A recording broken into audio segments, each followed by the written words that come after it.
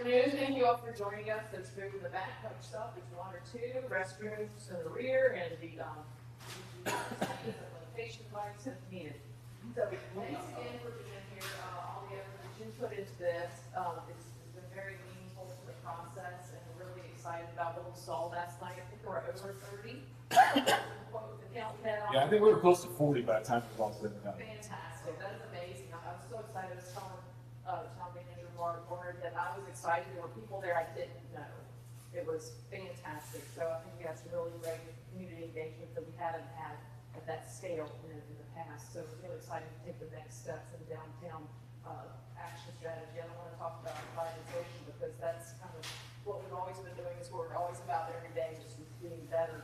And so it's really exciting now to start implementing what we can from the plans that we've done in the past. We're not forgetting fields here. We're going ahead and moving forward with the things that we've already had done. So we're really excited to have had the expertise of Place of Maine here with us on behalf of the HCD and Tobacco Commission and the other group. Kristen, thank you for joining us today, and the funding opportunity for the building opportunities on Main Street. So I'll turn it over now to Joe and some information what we've learned through the process. So thank you all for being here. Thank you. And for those of you who had a chance to meet yet, Joe Fortune of Placing Advisors, I'm joined by my business partner, Blake Kirsten, and you'll hear from her in a little bit about the Boomstracker database.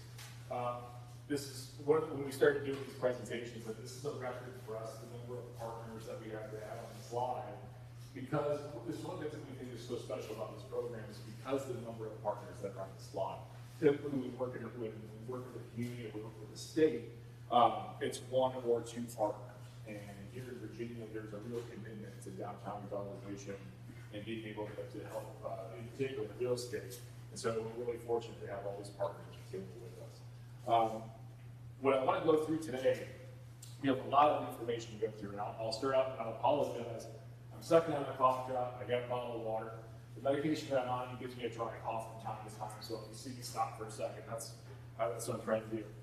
So I'm going to go over what we're going to go over today. So first and foremost, we're going to go over a bunch of data. So I mentioned yesterday in our kickoff meeting, we did some geofencing. If you're not familiar with geofencing, we all carry these handy dandy tracking devices with us everywhere. We are utilizing the same tools that major developers and major retailers use in order to understand kind of the marketplace and where folks are coming from. We'll get more into that in a second. And we use that geofencing data for us to figure out kind of that primary trade area. Now, I want to stop here just a second and back up, because I know about 6-7 months ago, well, actually, probably like 10 months ago, you guys went to the Downtown Action Plan, and we're familiar with that. We've read it. We differ slightly in terms of the market data that you're going to hear from. The primary trade area that they established, I think, is 10 minutes. Well, I'll talk about how we established ours. It's slight, so there'll be some slight differences between what you heard from them and from us. And then we'll talk about demographic trends. We'll talk about retail leakage, so those different opportunities that there are for potential businesses in the downtown. And then you'll hear from Kirsten, who's about I know he's sitting here from me. Kirsten will talk a little bit about the property inventory.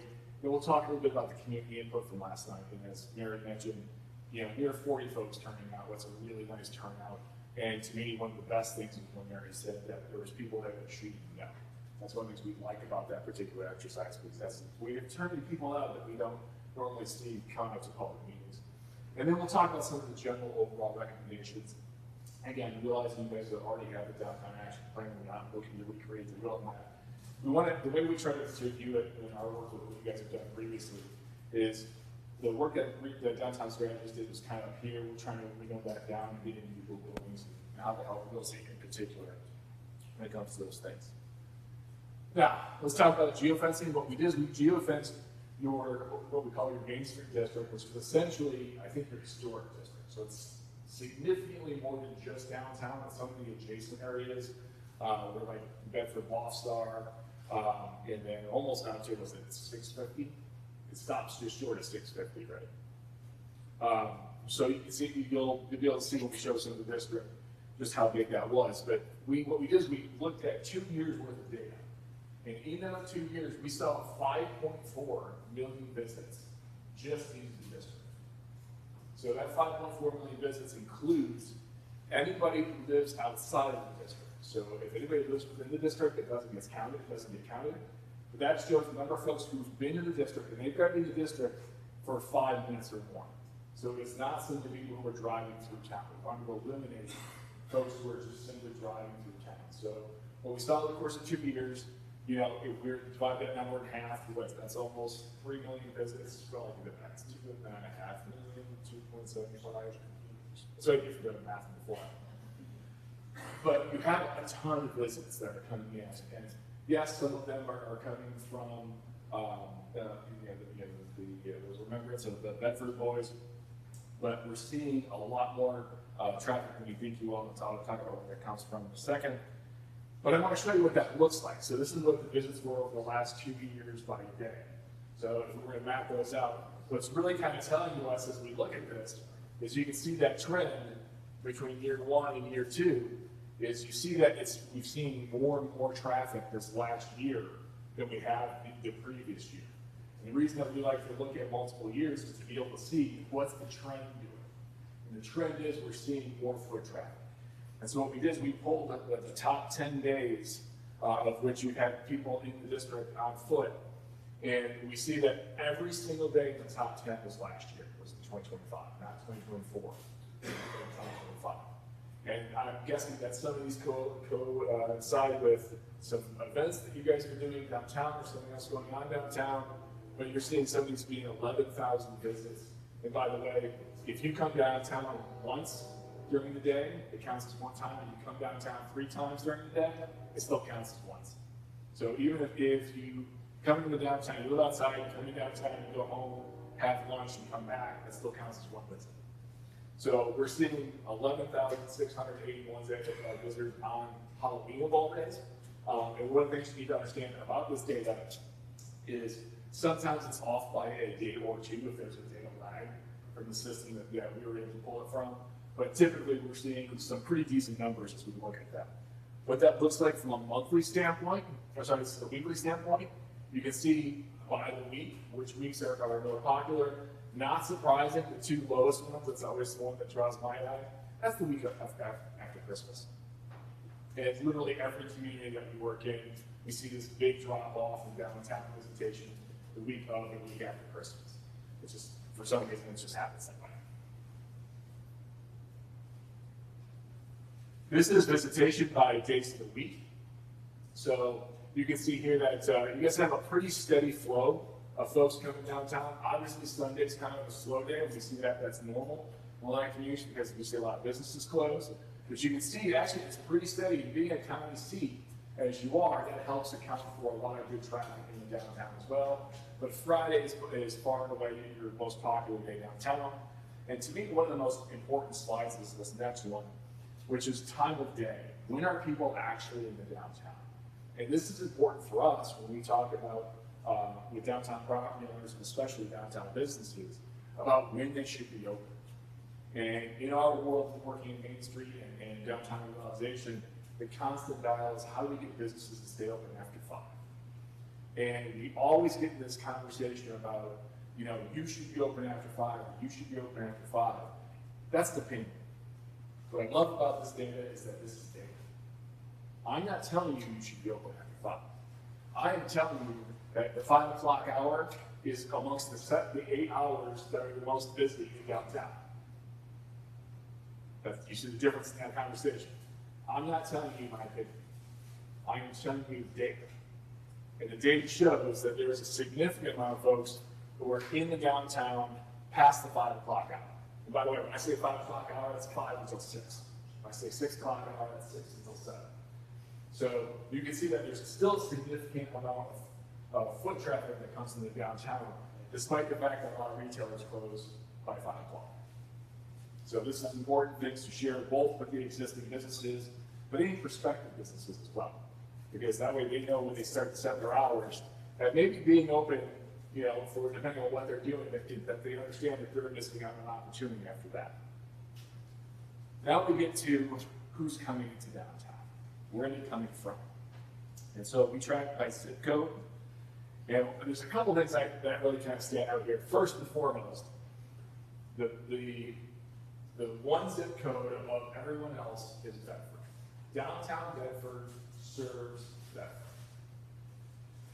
And the reason I say that is because we want to realize that as we start to target downtown, the types of businesses for downtown, is we want things that are going to serve the people who live here.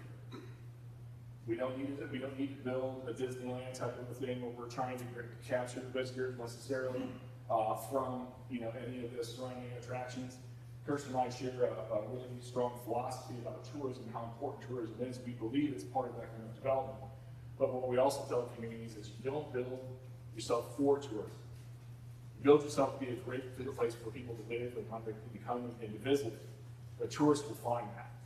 If you build your town for tourism, you're going to build a place that people hate to live because they're always worried about tourists. So if you worry about your people, the tourists will find it. And so it's important that when we talk about who your customer is, it's that. One of the other things that I find really interesting is because we broke this down by zip code. I'm saying just a little too far. The surround sound, all right? I'll have to do that. Meow. Just a little bit. What's on here, what's interesting because we break it down by zip code is Lynchburg. Is if we add all the zip codes up and by municipality, Lynchburg is actually number 2 in terms of visitation to downtown, which I think everyone has a tendency to think that people from Bedford go to Lynchburg, but you don't always realize that people from Lynchburg come to Bedford. So you guys have things here that people are attracted to and want to come see. But when we start talking about who are we targeting, who are our customers, our number 1 priority is the zip code for Bedford. What does that look like from a geographic standpoint? So I talked about a little bit about the difference between how we do the data analysis and the previous work they have done. Previous work is pretty easy because it does 10 minutes, but it does 10 minutes essentially along the freeways. We're counting the entire zip code, which goes north to south on a much greater level. And when we start to see where those dots actually plot out, that fits pretty well with what we're trying to do. So the idea of when you start hearing me talk about the primary trade area, I want you to realize that's your zip code, not just the town. So the town is important. The town is a basic unit of government, but who your actual market is more the zip code.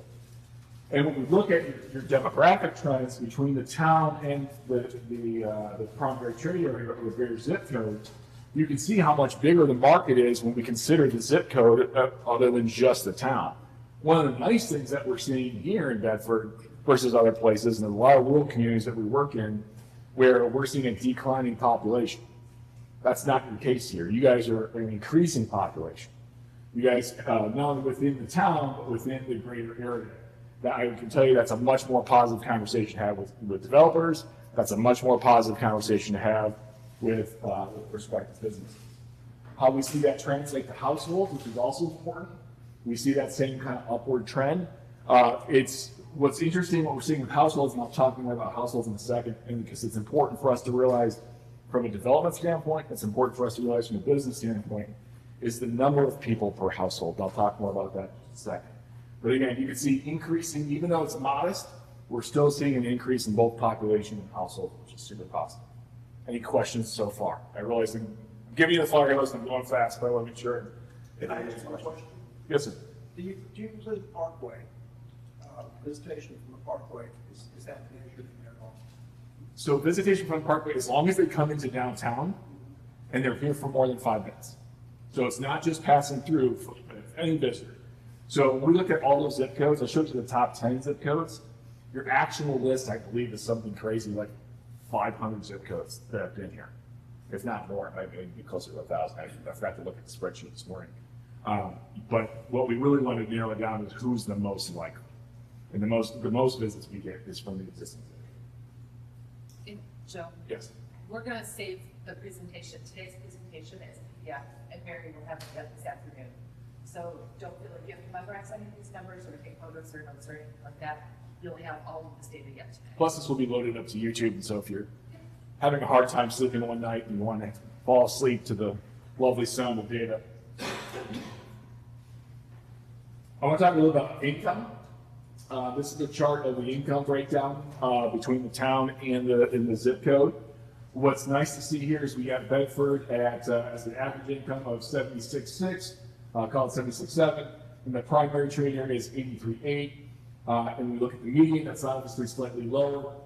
But what we have here is, and we also see the breakdown too in terms of how many folks in each one of these income categories. What's nice here is that you have a good number of households with a good amount of income that says to businesses and says to developers that these are people who can actually pay to go to businesses. We're not dealing with communities. I'll tell you that we're working with some communities along the Delta, and the average household income is $25,000. That's a lot harder story than it is for you all, because you all have a little bit more resources to be able to attract businesses. So when we see these numbers are positive for us, as we look at how do we attract businesses. But all in all, I think these are very encouraging numbers when we look at the types of households income, both the average and median. This one might be a little bit of shock to folks. When we talk about people per household, you can see that the vast majority of folks are either in a 2-person or a 1-person household. Now, the number that's really going to blow your socks off, if you look over to the right, the percentage of households without children under the age of 18. If I were to probably have asked you before I put the slide up to tell me what percentage you think that is, a lot of folks will say 50%. 50% of households have kids under the age of 18. The answer is it's way less than that.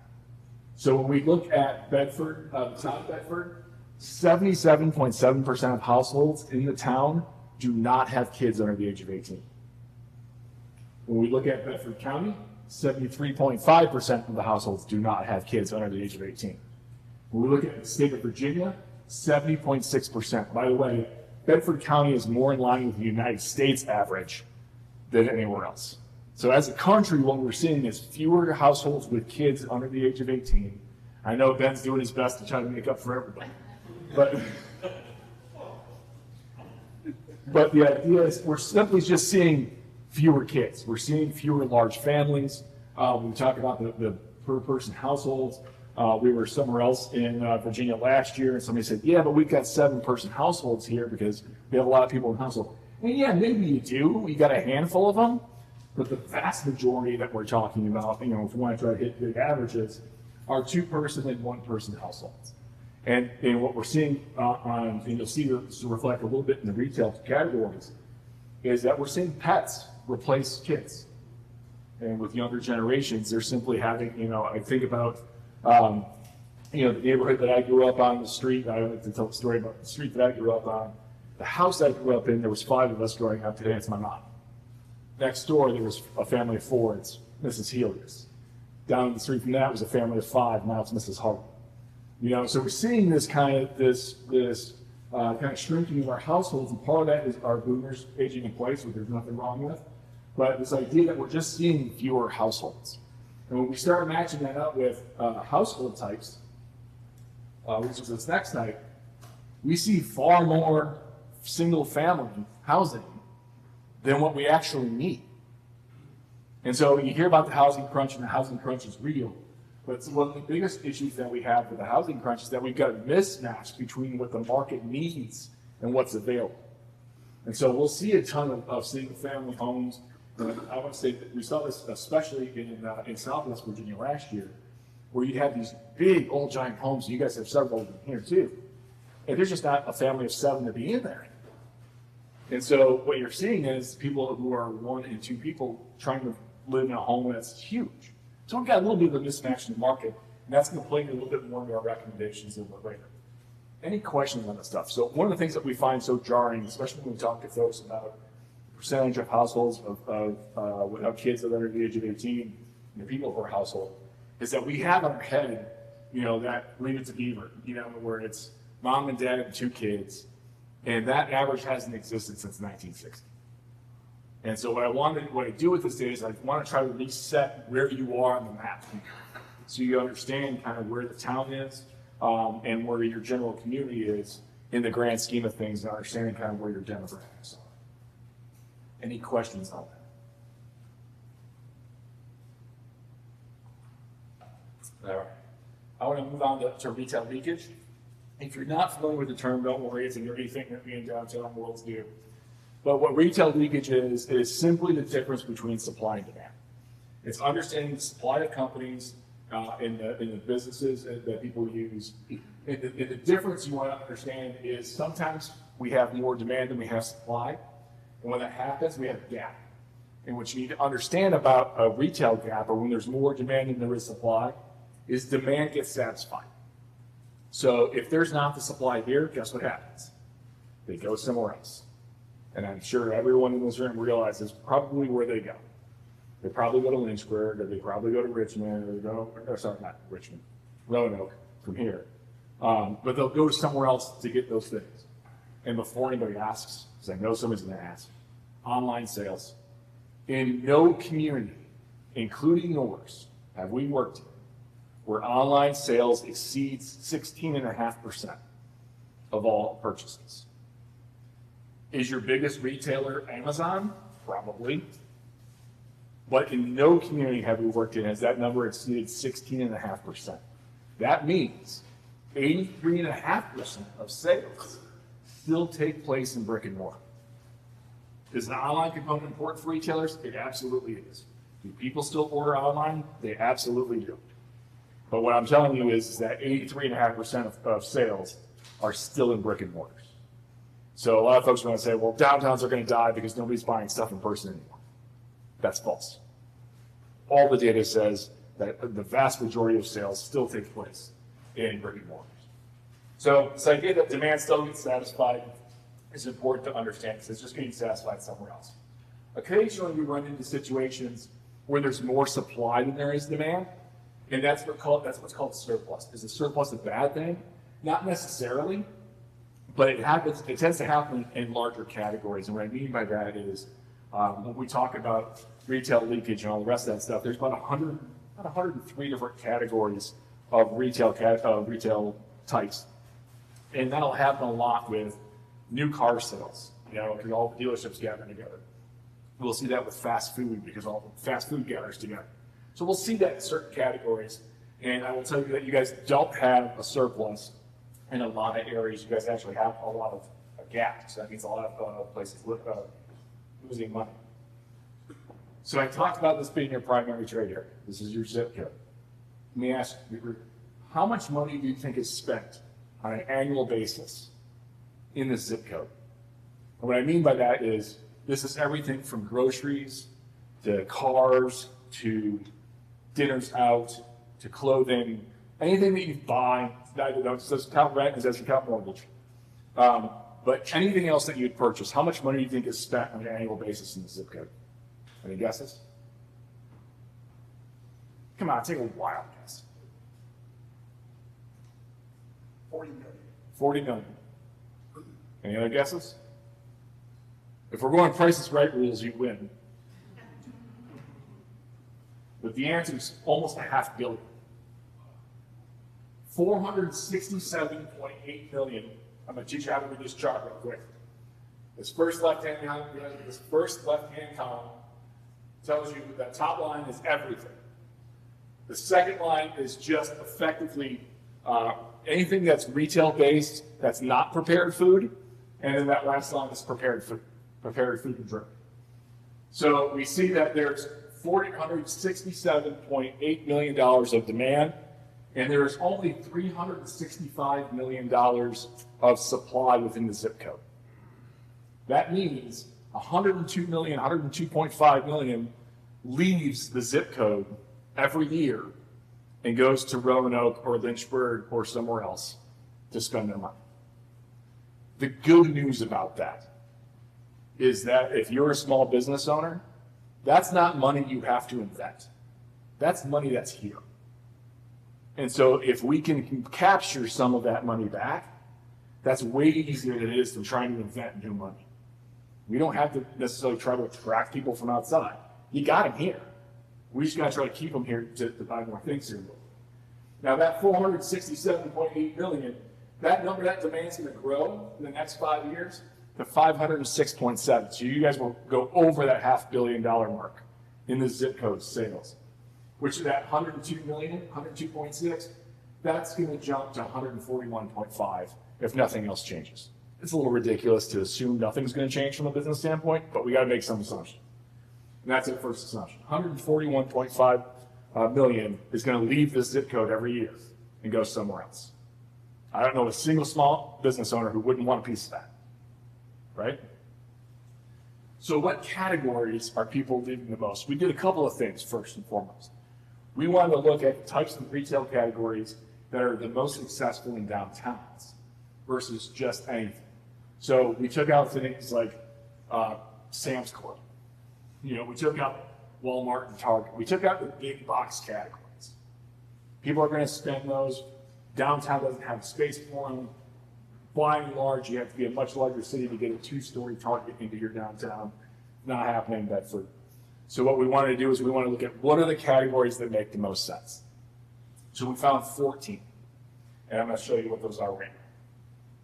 So that slide I just showed you works the same way. Demand, current supply, the current gap, the projected demand, the projected gap.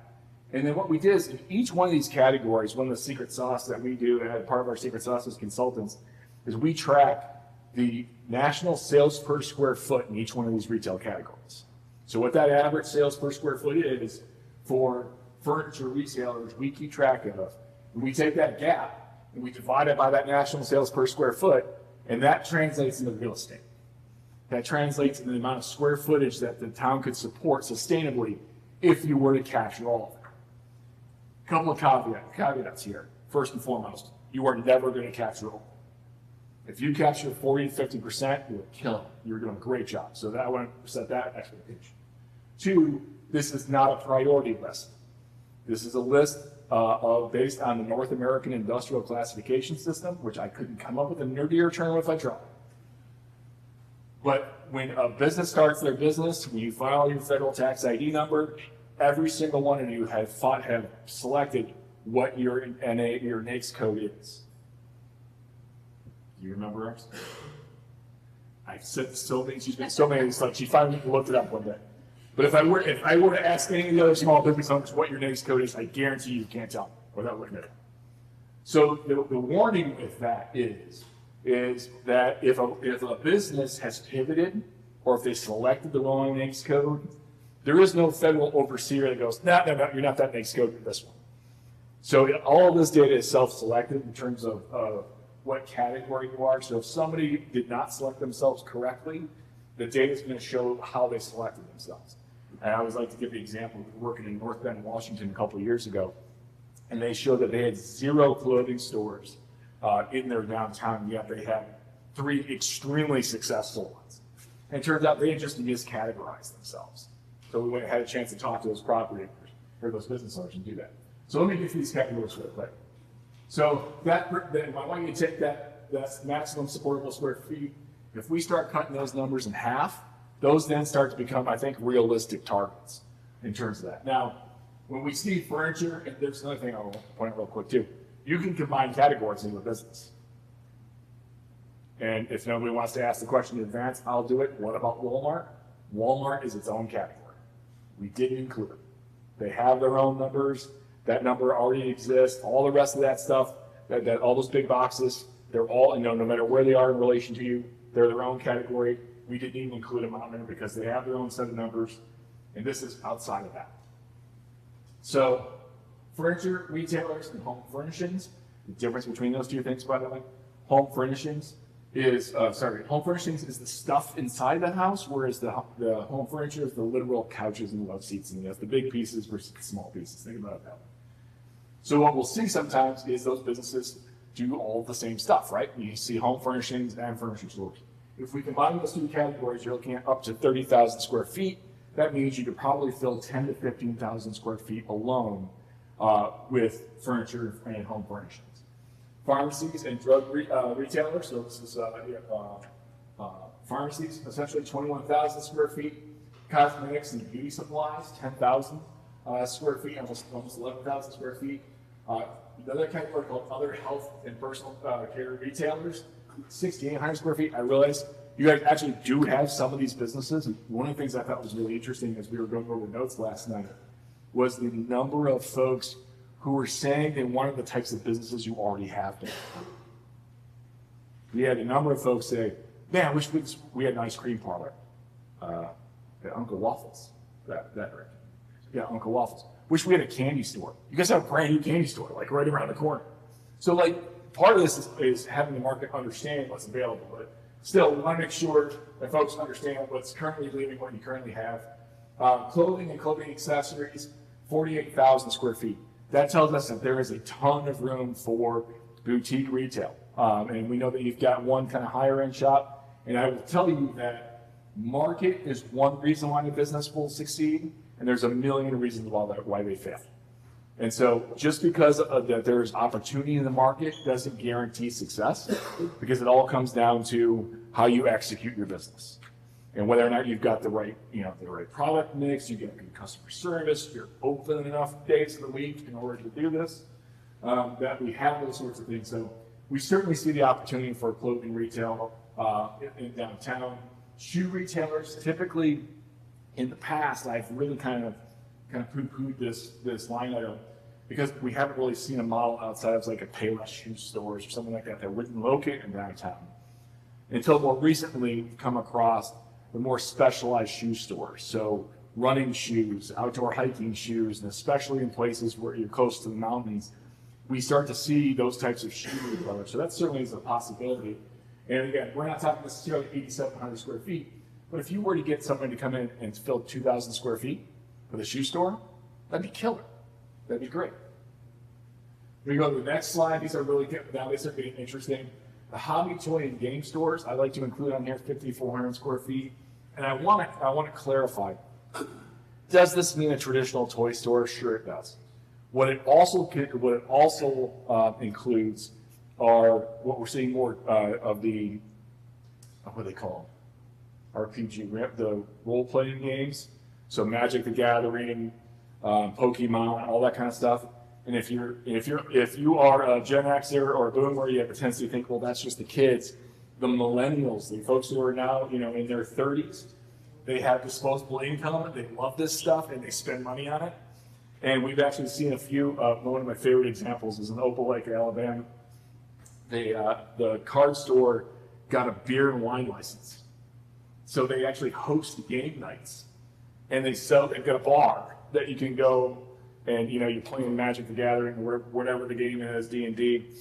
And they can just walk over to the bar and get a beer and sit down with their buddies and play. So we really like that because that's really kind of one of those new third place types of businesses. Gift and novelty retailers, even though it's only 3,100 square feet, I still think you guys have the opportunity for one or two specific gift shops. Pet supplies, I talked about pets replacing kids. There's the opportunity for a pet supply store. Then we get some interesting categories, and this always bothers me whenever I come to Virginia, is the drinking places, because I know your legislation does not allow for bars only. And so you have to have a food component. That always bothers me, but I would say put it in. But the next two are really interesting, and especially with full-service restaurants. Full-service restaurants, the ability to come in and sit down, order a drink, and have your food brought to you. That's the main characteristics of a full-service restaurant. 23,000 square feet. That's the equivalent of probably about 6 or 7 restaurants. And I think realistically, if you were to target 3, then I think that's real for you guys. And I think that could even probably be higher than that. So this idea that you could have, several of these spaces that actually be restaurants is important. And we'll talk about building readiness here in just a few minutes on some of our recommendations. Limited service restaurants, this is more of the fast food, but it's also diners, it's also breakfast places, bakeries fall into this category as well. And we see a huge opportunity here at 62,000 square feet. If you guys haven't had some of the big chains sniffing around yet, you will, because that number is too big to ignore. And then lastly, snack and non-alcoholic beverage bars. This is everything from coffee shops to ice cream shops to smoothie places, that kind of stuff all falls in this category. And I'd love to see you guys have another coffee shop, one that opens, say, 7 o'clock. But it's the idea that, there are still, even though you have businesses in some of these categories, and by the way, one of the first groups that you should be giving this information to are the existing businesses who are here, because we want to try to support them and help them grow and realize that there may be additional opportunities. And especially for those entrepreneurs who've already given so much of their time, effort, and money to be part of Bedford, we want to try to give them the opportunity if we want them to be the first in, because they're the folks who've already invested. And if you've been in business any amount of time, it's cheaper to keep a customer than it is to go get a new one. So I would really encourage sharing this with those existing businesses. Any questions on the retail leakage stuff before we move on? It's a lot. I get it. All right, go to nothing. Okay. So as Joe mentioned, part of our time spent here in Bedford, we are working with what's called the Booms Tracker database, and this is through Main Street America. They've created a database that encompasses every one of the Main Street communities across the country. They're trying to gather information about every parcel within your Main Street district, and a lot of the different details about each of the parcels. So prior to our arrival, when you log into the database to look at Bedford, this is what you would see. There are 360 parcels within the Main Street district. And at the time, it was currently saying that there are no businesses, there are no buildings, because no one had been out yet to collect that data. So I spent yesterday, while everybody was touring buildings, I was walking up and down every street, looking at every single parcel, looking at if there is a building, is it occupied, trying to get a little additional information about each one of these buildings and parcels throughout the district. Can we talk a little bit about the district itself? Yes. We honestly, before having feet on the ground here, we did not realize how large the district truly is. And as we were walking and starting to get to some of the outlying areas, realizing that it probably does need to be condensed a little bit.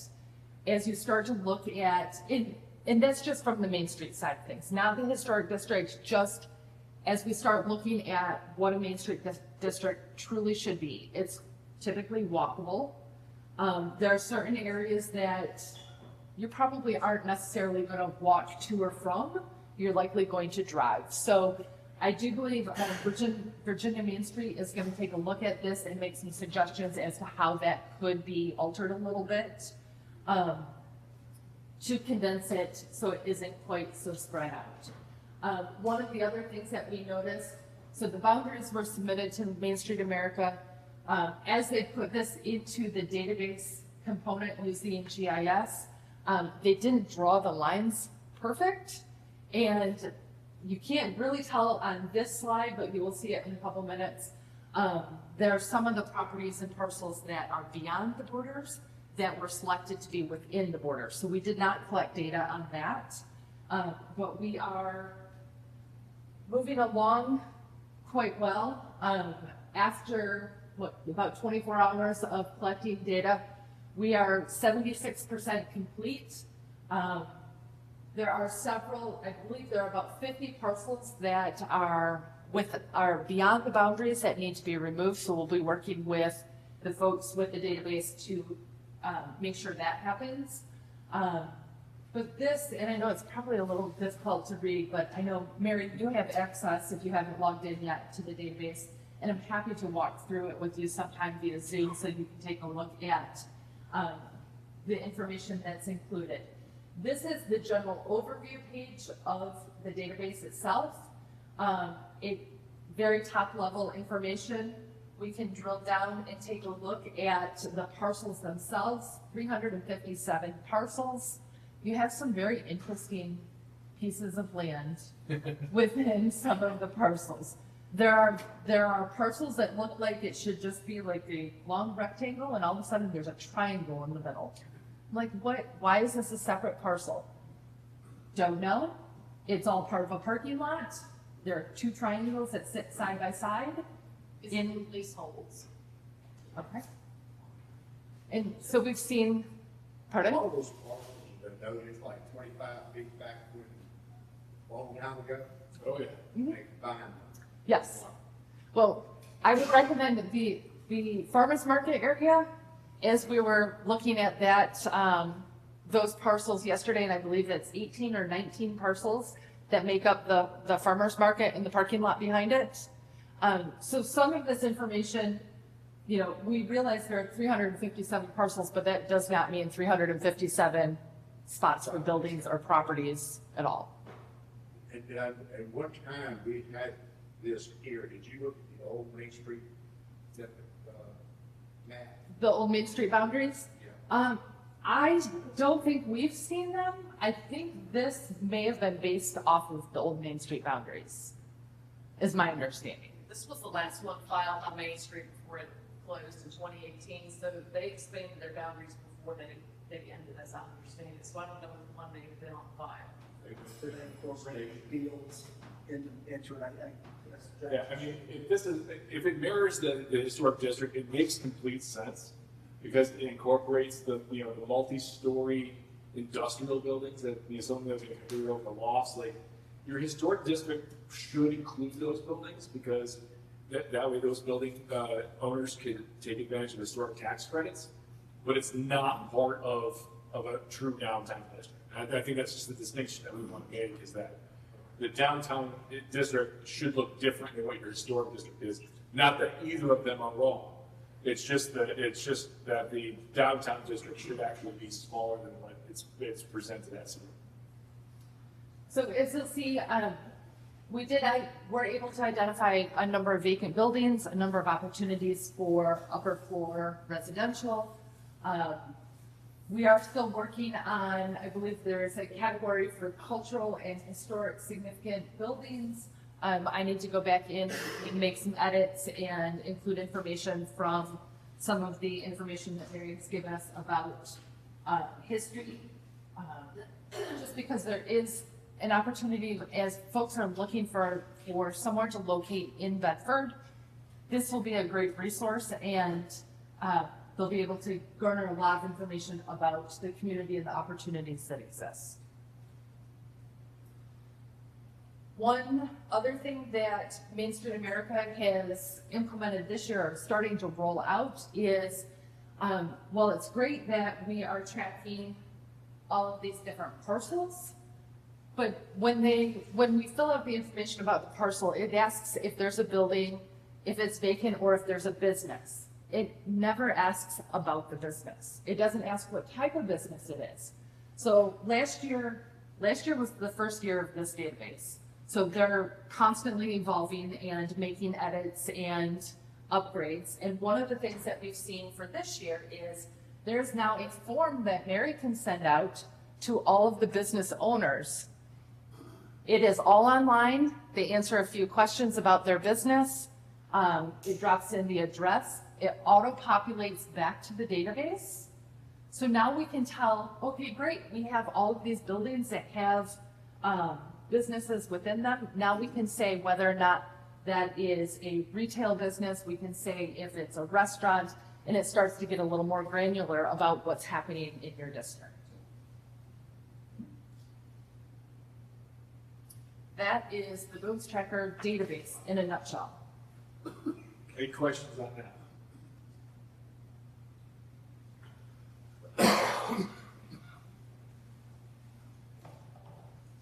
All right, we're talking about community feedback. We had, as we mentioned earlier, a great turnout last night. No shortage of ideas. And what I want to do is I'm going to share with you, these are all the responses that we could read. And I'd say that very sincerely. There was one or two notes, not for vulgarity or not for anything else. It was legible. We did our best to try everything to record everyone's ideas, and thankfully everyone was appropriate in terms of ideas. But I want to share this stuff with you because we saw several reoccurring themes, and part of the reason we do this, one is we want to get some ideas for the specific buildings themselves, especially those ones that we've had the opportunity to work with, and to be able to look at what do folks envision in those spots, and we'll match that with the retail data that you saw earlier. But also to try to get some emerging themes overall. So if it's not just the 6 buildings that we're looking at with this, what could be opportunities for other property owners. So this was, I believe, Benson, this was your building is where we started. Fast print, right? Ready. Ready? Is it rapid? So, just really fast. We have speedy print at home. And I tripped up on it the whole time. So, but it was interesting. A couple people were like, "Man, we really love a printing business back." They're like, "I don't know if that's happening." But there certainly is a lot of good opportunities there that folks bring up that I think we'll be able to cross. Any of the places that already exist here, that people that, for instance, we have a great 4,000 square foot health food store. Yes. Yeah, I mean, and that was when we saw this kind of as we go farther.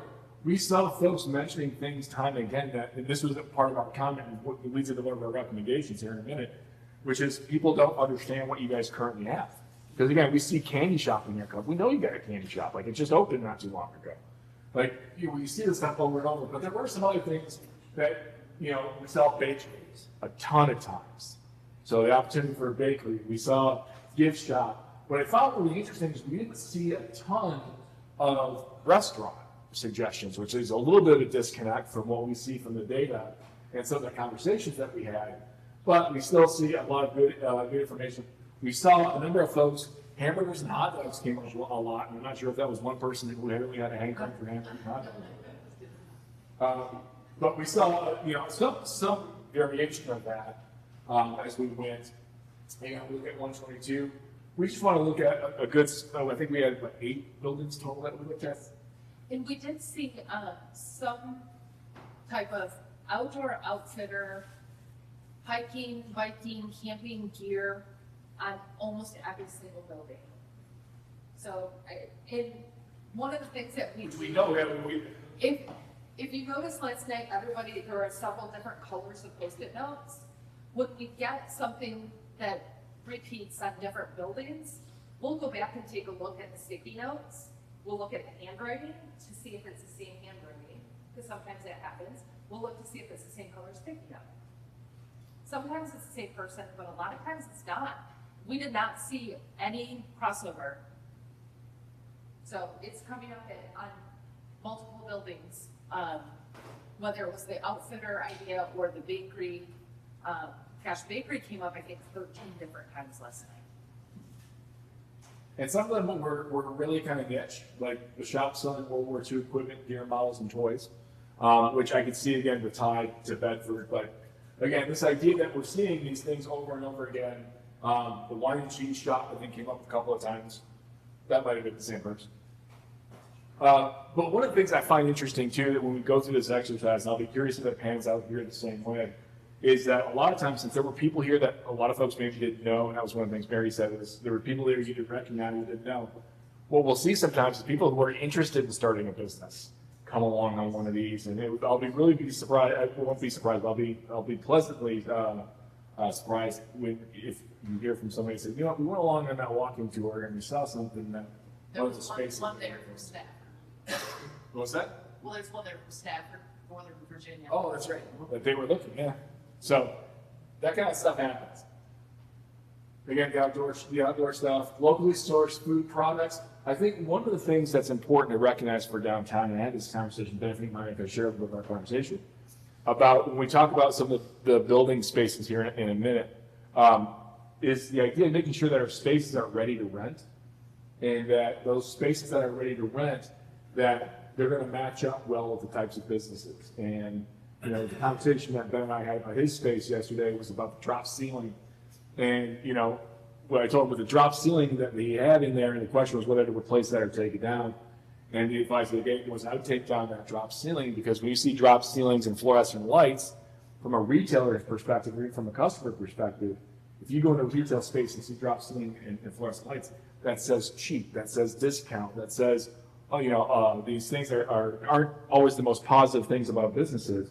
But if you were to take down that and be able to have higher ceilings and a little bit different lighting, that suggests a higher retail end space. And so we want to be able to kind of play with a mix of the types of businesses and a mix of the types of tenants that we have. And we don't want to necessarily price people out.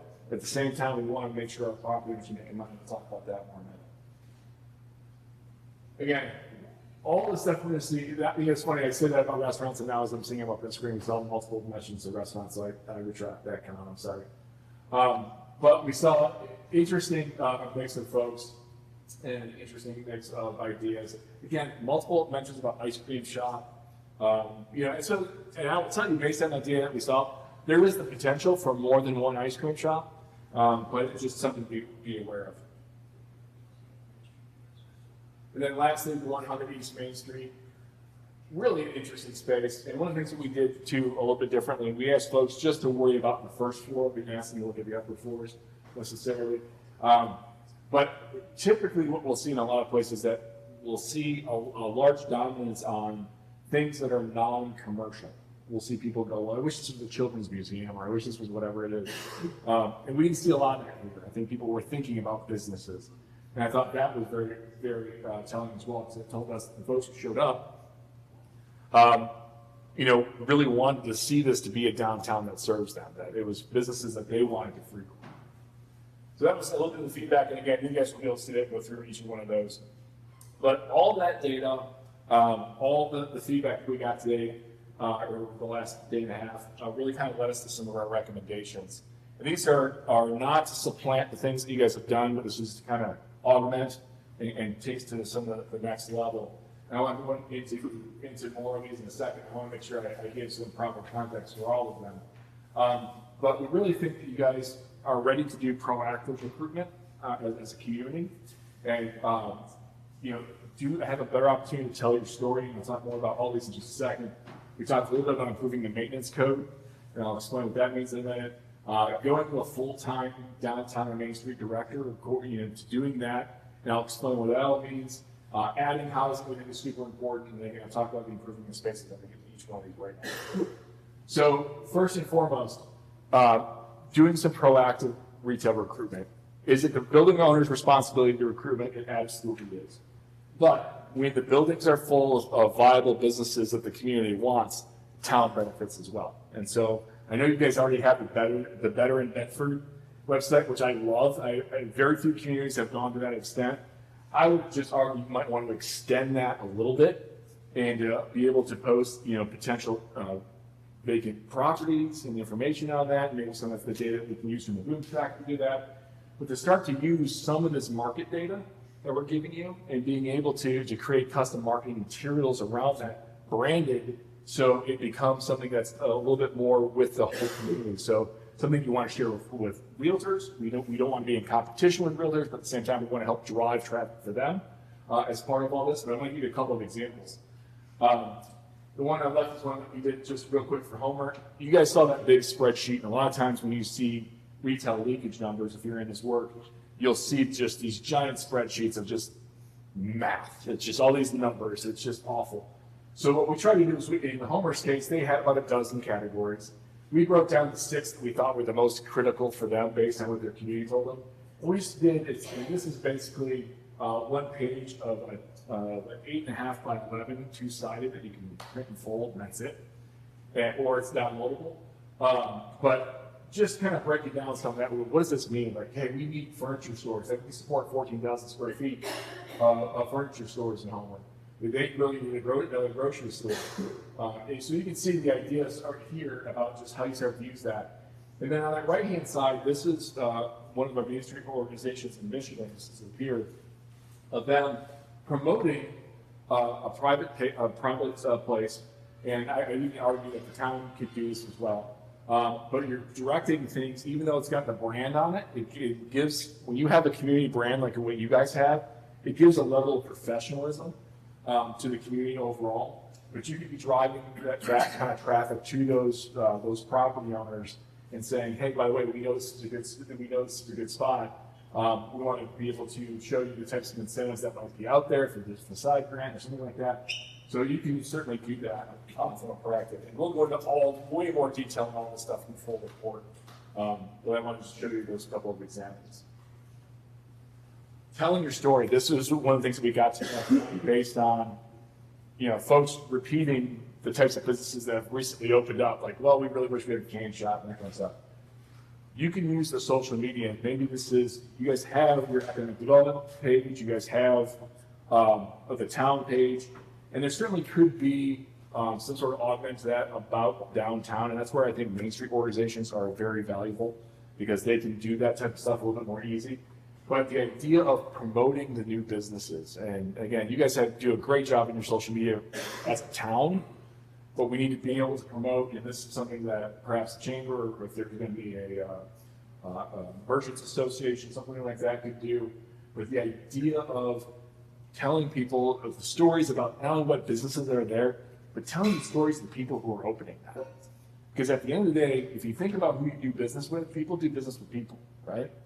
And if you know a little bit more of the backstory about why people are here, then that helps. So talking about some of the new property owners that have come to town, I think that's important, that's positive information. Talk about some of the projects that you guys are doing. In addition to that, in town, and I say this, and I realize that we've got members of town council here and city and town employees, but not just the infrastructure projects. Because we want to talk about, the paving that's going on and all the rest of that stuff, but just anything else that's going on, any types of new redevelopment projects, and to do updates on those projects. Because what you want to do is you want to show that momentum going forward, that positive momentum that the town has. And in downtown in particular, we're saying, here are these great things going on, because you know what attracts success? Success attracts success. So when you talk about the good things that are going on here, and there is no shortage of that, and I'm telling you here today to tell you that, there is no shortage of success that you guys can already celebrate, and then as you celebrate that success, that's going to help create more success. We talked briefly about the maintenance code as we were walking around, about some of the facades that we have on the buildings that have covered up the original brick. And whether that, and one of the things in the maintenance code we talked about was not allowing siding or T111 or drive it, which is that kind of the faux, any type of faux facade on top of a brick facade. If the building is brick, it should be brick. And the reason why is because when you cover that up, is you create a barrier. And so like if you've got siding on the front of the building, the water still gets down in there. And all the siding does is cover up the damage. And so what happens over time is you see the water leaks in between the siding and the brick and erodes the brick and starts to come into the building, but everything looks fine and dandy from the outside. And what we don't want to do is we want to have the water be able to come down off the face of the building, but really what we don't want to do is we don't want to hide the water going in behind. So that's one of the things that I really want to encourage.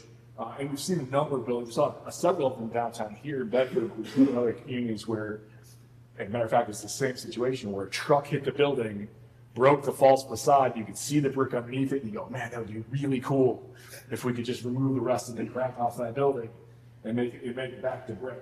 So the idea of doing that is really about, as much as it is aesthetic, it's very much about the health and welfare of the building itself and making sure that those buildings continue to stand. The need for a full-time downtown director, Main Street director. Mary does an incredible job. And this is not in any way a slight to Mary, but the job of moving a downtown like yours forward is a full-time job. And I think Mary doing what she does and being able to add to that and really emphasizing the marketing aspects of that, of being able to kind of take some of that stuff off your plate. Because here's the thing. There's only one Mary. I don't know if you guys know that. You guys are damn lucky to have. But what we want to make sure is that there's other people who are also doing this work as well. But really, what I don't want to just add more to her plate, because I know she's busy enough. But the idea of somebody going out there and proactively telling that story, doing the stuff that we're recommending, is to be able to help kind of do some of that stuff that's not necessarily the economic development piece of that, which I still think you should be working on. But the idea of something more proactive marketing. I want to talk about adding housing. This is something I know you guys have put a lot of emphasis on upper floors. I love that. I would encourage fall and into that. One of the things that when we talk about adding housing to a community, people always ask where. And I always say a quarter to a half mile is what walkability experts consider to be the max of walkability. Now we've got some other factors. You've got topography and some other things to worry about. But by and large, we see things like railroad train crossings that inhibits or that prohibits walking sometimes. But really concentrating within that quarter mile race, basically. And we saw that in the inventory. that you guys have a significant number of upper floors that could be renovated into upper floor housing. Fully support that. I don't think I can endorse that any more than what I mean by any of this stuff. Because I think what you're doing is the right thing. I want to show you why. So I talked earlier about not needing to invent new money because you guys have enough here. Here's what happens if you do create new housing. It's because you guys are growing, you're going to see more demand in housing. You're going to need more housing product that matches the demand of 1 and 2 person households. If you add 25 new units, that adds almost $1.5 million in new spending into the downtown area. That's capturable. If you add 50 new units, it's almost $3 million. And we start showing that, and then you guys do the meal tax revenue. So if that starts to add up, then you start looking at what that means from a tax basis, but really from the business standpoint, you're looking at almost 1.5, almost 3 million, almost 6 million, almost 12 million if you guys go nuts and do 200 units. But the idea is you've got demand for housing in the downtown, you've got inventory, we just got to make it connect. We got to get the upper floors done, because what that's going to do is do nothing but positive things for the first floors of all these buildings. And what we need to do, what we need more than anything else, is we need the buildings to make money, because we want businesses in those buildings to be successful, but we need the folks who are owning those buildings and maintaining those buildings to be successful. That was a lot of information. We're going to have this presentation for you yet this afternoon, as Kirsten mentioned. So we're happy. We've got a few minutes still. If anybody has any questions or anything else that you guys want to ask, now's a great time. Well, it is the question that I already asked, but how do we attract or how do we market the spaces to the businesses that will attract the people? How do we attract the businesses that will attract the people, the right kind of businesses, so we can renovate the storefronts accordingly? So it starts with marketing. So I would encourage you as a property owner, when your space is ready, you hire a realtor to be able to help you market.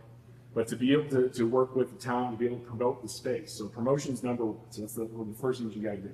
But again, I would encourage professional representation to do that instead of just a for sale or preferred by owner type of situation. So you got to market that.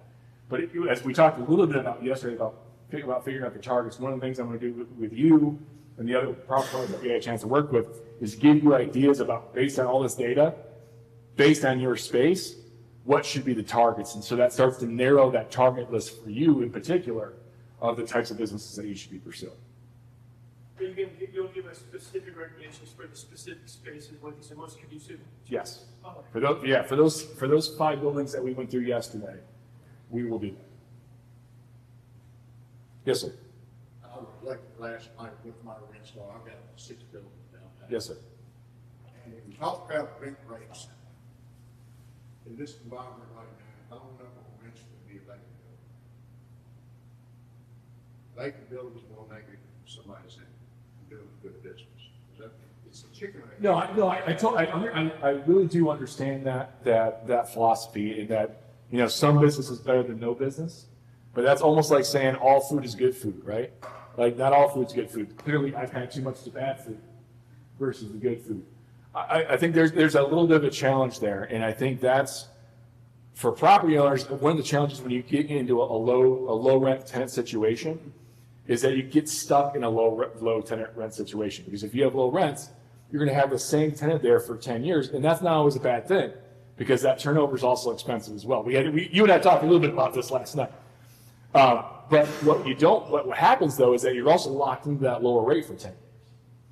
So we want to have a little bit of a healthy turnover. I think about like pruning a tree. If you ever seen a really healthy tree, you got to prune the tree from time to time. And not every business that's going to come in is going to be successful. We've always had problems on square footage. Comparisons, at least where we're following for job and freight. Oh yeah. And that's no way to tell, excuse my French, that they're going to be able to appraise at those numbers. Does that make sense? No, but the numbers that I'm using are to you guys, and I'm talking about to other communities your size. I'm not talking to Rowan. I'm not talking about using comps from Roanoke or Lynchburg. I'm talking about, you guys are what I'm trying to remember the sub of your city. But I'd say like you're more like a Whitfield. you know, or, you know, I look more at some of the other cities that are your size that have the traffic that you have. And if anything, you guys should be skewing higher than all of them because of your proximity to Roanoke and Lynchburg. Because at the end of the day, what we don't want downtown to be is the real estate of last resort. You know, it's the place where you have to go because that's the cheapest place. Because then we end up with having properties that are sometimes owned for the wrong reason. I mean, I'm not saying my property's in good shape, but And I saw your properties and I agree, but that's not always the case. it's usually not comparable for the town when you do a commercial property in town. And they've always been what? Right. How we get it out. Well, and that's what I'm saying is that you guys inch it up over time, but you do that because the way the comps work aren't just based on real retail space to retail space. It's Class A retail space to Class B retail space. It's really kind of getting into a little bit more about the quality of space. And again, I've seen at least the outside of your buildings. I think those are decent buildings. I don't have a problem with those at all. But my point is that you personally could probably get more money out of those buildings over time by gently raising the rates. Again, I'm not advocating to put anybody out, but as your leases come to expire, inching those up a little bit and being able to make additional improvements, because not every property owner is as community minded as you are in terms of thinking about those businesses and what they're going to do. But what we got to do is we got to make sure that there's a balance between profitability for the property owners, because as we see those properties turn over, they're going to get more expensive. And if we don't build that into the ecosystem over time, the example I always like to give is when you see a new building built, if somebody were to come into Bedford tomorrow and build a brand new building, that lease rate is going to be at least $15 a square foot. And that's going to drive all the comps up. Whether or not, and you know what's going to happen? They'll get that $15, but they're not getting it from anybody local. They'll get a chain to go in, a big national chain to go in. And if you don't have a problem with national chains, that's fine. But the problem with national chains is that they take money out of the system. They take money, out of here. Let's use, I shouldn't name names. You guys don't have a Home Depot, so I'll use Home Depot. Home Depot is headquartered in Minneapolis, Minnesota. They extract $7 million a year out of every single community that they're in. That's $7 million of local money somewhere else. So my point is that if we don't gently bump up the rates over time and new things do get built, we're going to already kill the businesses that we have because the big national chains are going to come in who can pay those rents, and they're going to make it up on a larger scale. So here's the other one though, that we're not touching on, it wasn't in any of your categories, that can also kill us downtown, and that is having these turned into offices. Oh, yeah. Lawyers, realtors, whoever, not realtors out. No. People who. It's service versus retail. $15 a square foot is not as big a deal for them as it would be a toy store. Right. For example. Right. So how do we discourage that? Honestly, It's going on now. what was that? It's going on right now. Oh, I know that. As a matter of fact, as we were walking around, there was a couple of really prime spots that we looked at yesterday, and like, oh, this is going to be an insurance office. I don't remember what it was off the top of my head, but it was office use. It was clearly not a retail use. Man, I gotta tell you, that's something we struggle with all the time in the downtown world. There are different ways, there's different extremes in which you kind of deal with it, like a whole continuum of things to do that. We've seen some communities who are very wealthy who just basically outlaw office at the first floor level. Like they'll say, like the main district, you can't have office at all. Like you can have office on the second floor, but you can't have it on the retail space. That's one extreme. The other is not doing anything. But I think some of that is also the encouragement and the targeting of the property owners, because you guys also play a role in what goes into the space. So I won't say who, but I had a conversation with somebody yesterday who said, I'd rather have somebody who's going to be good for this space than just the first business that comes along. And we need a little bit more of that. And if we can make rent rates to a point where, even if they get a little bit more and it stays vacant a little bit longer, the long term of being able to get those higher rents, is more beneficial. So the short answer is there's a lot of ways to deal with that, but it starts with the property owners who understand that having a retail or a restaurant in that space is better for the building and for the overall economic health of downtown. I couldn't agree more. And I think maybe that's where a Main Street program could come in and also lend. I know you guys don't have an active Main Street program anymore, and, you know, we weren't hired by DHCD and everybody else to come in and show for Main Street, but I'm a huge fan of Main Street because I've seen it work. And I've seen it work in a lot of different communities of a lot of different sites. Other questions? If you have others that pop up, if you walk out and go, man, we should ask them that, you can get a hold of Mary, Mary can get a hold of us. And we're, like I said, Mary, we'll get you this presentation yet today so we can get that out to folks. And the full report itself, there'll be two parts of the report. The full report should be done in about 60 days. The first part of the report will be, you know, we suggest open to everybody. We realize as soon as the town has it, it's subject to FOIA and all the rest of that stuff. But really the first part is really intended for the public, which will go into more detail on all the demographic data. We'll go into all the information on the retail leakage. We'll give you much more information on that. And then there's the second part, which is really intended for the property owners who participate. And we'll talk more about, we'll give you some of the financial pro formas, and those who participated who want the full pro forma. The report has a one-pager. We actually have 10-tab pro forma.